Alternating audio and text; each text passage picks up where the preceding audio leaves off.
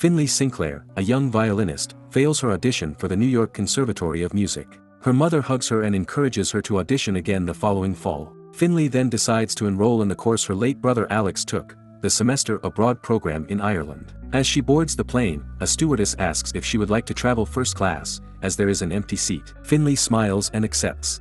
The stewardess then shows her to her seat and brings her a magazine to read during the flight. Finley sits next to a man and after a while falls asleep on his shoulder. Gemma, the flight attendant, tells the man sitting next to Finley to wake her up and remind her to put on her seatbelt. Finley is gently awakened by the man's remarks, who tells her that he does not mind a beautiful woman drooling peacefully on his shoulder. Finley buckles up as she apologizes and thanks the man.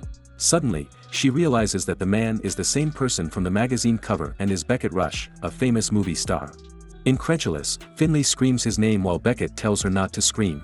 Finley gets annoyed because she speculates that the man thinks she set up a scheme to get close to him and get his autograph. The man then asks her name and what she wants to do in Ireland. She replies that she wants to study abroad for a semester like her older brother and hopes to change her life. Finley then reads the magazine and sees an article with Beck's personal photos and the man tells her that he does not like the article. When the flight lands, Finley grabs her luggage and goes to find her host family, the Callahans.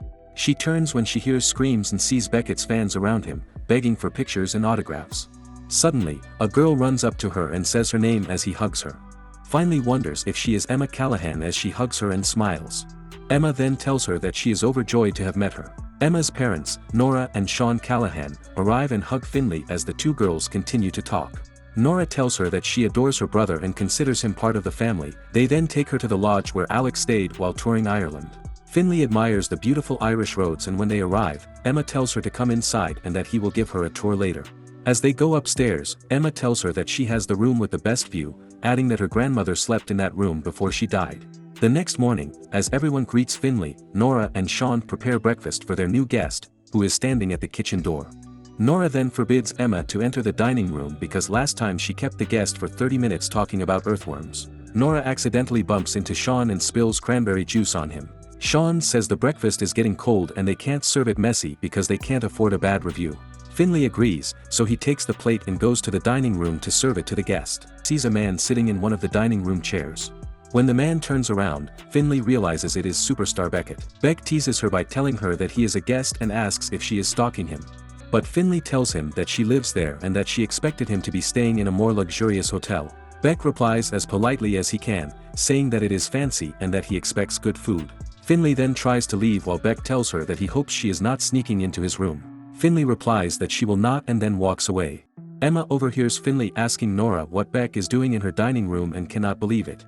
Beck then goes to the kitchen to get some jam, and Emma drops her lunchbox and starts acting awkward. When Beck leaves, Nora tells Emma not to tell anyone because they are trying to keep him out of the media and cannot afford a bad review from him. At school, Emma and Finley are sitting on the corner of the field hockey field when Emma's friend Orla says that almost the whole town knows that Beck is staying with them. The conversation then turns to a festival the Irish have once a year in the fall, where the boys invite the girls to dance. The next day, Beckett is on the set filming the scene where he must lead the female lead away from dragons and enemies. As they run, a giant dragon appears in front of them. Beck and Taylor prepare to fight the dragon when the director abruptly says, "Cut." The director asks him why he redirected the script, and Beck replies that he wanted to try something different. The director jokingly threatens him, telling him that if he does not improve, he may have Beck's character murdered in the movie. The director also says that he will pay him well and that he must not make certain mistakes, before turning to his father, Montgomery, who is watching. Beckett argues with his father, then tells him to leave because he needs to clear his head. The next night, as Finley is getting ready to practice his violin, Nora knocks on the door and apologizes for not showing her around town. Nora then tells her that she found Alex's diary while cleaning her room and hoped it would be useful for her tour. Finley looks through the diary until he reaches the last page where he sees a cross drawing and his name written underneath it. The next day, Emma takes Finley to a cemetery to find the cross her brother drew, but they do not find it. The following evening, Finley is unable to concentrate on her violin studies and is about to give up when she hears a knock at her door.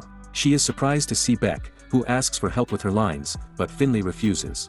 Beckett then tells her that things have been difficult for him on set and that he needs to recover and redo his lines. Beck enters and sees the journal on his bed. Finley tries to stop him but is unsuccessful. Finley tells him that the last sketch confuses her and she does not understand why her brother put her name in it. Finley then offers to help him, and she starts laughing at him because of the way he pronounces the words.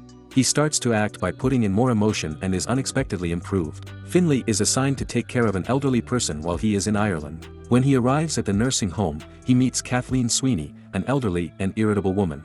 Finley goes to the nursing home and tries to read a Jane Austen novel to her, sitting across from Kathleen.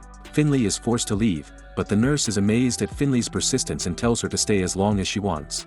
One day, Finley is alone at the cemetery when Beckett approaches her and offers to help him with the jokes in exchange for being her tour guide. He eventually convinces her and takes her to the cliffs of Moher in Ireland, a region known for its lush vegetation.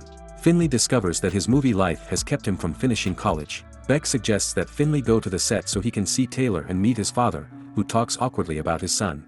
Kathleen gets angry with Finley for going through his drawers while they talk about Kathleen's letter. Finley asks Beckett to come to the nursing home. When he arrives, Beck chats with Kathleen and brightens the mood. Kathleen tells her he is a good guy as he leaves.